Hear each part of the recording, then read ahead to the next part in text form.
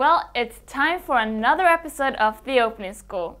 And in this week's episode, we will continue on our analysis of the King's Indian defense. As you might remember, the openings is introduced after d4, knight to f6, c4, g6, and knight to c3.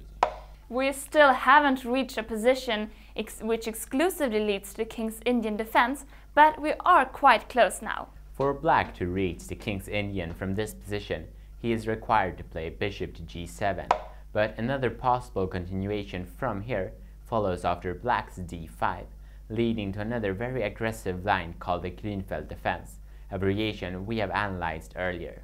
After bishop to g7, white plays the obvious e4, taking over the center, and black plays d6, stopping white from playing e5. If white plays e5 nonetheless, black is to exchange pawns on e5 and then exchange queens on d1.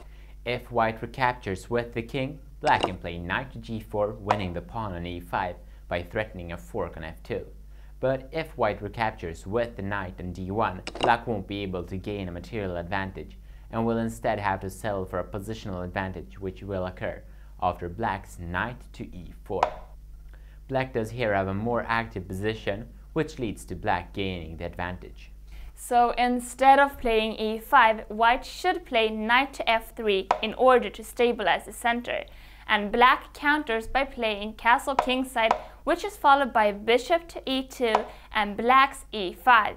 In our previous episodes, we saw what would happen after d takes on e5 in this position. But today we'll analyze white's next move, castle kingside. Black has begun to fight back in the center, and white feels no need to ease up the pressure by exchanging pawns. Instead, white stabilizes his position further. Black can of course choose to capture on d4 himself if he so wishes, but that is a variation for another day.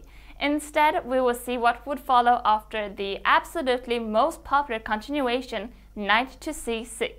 This move leaves white with two options: either strengthen the center by protecting the pawn on d4 by playing bishop to e3, or simply just by playing d5. d5 is the more popular move, and after this move black retreats with the knight to e7, and now white can play b4 among others.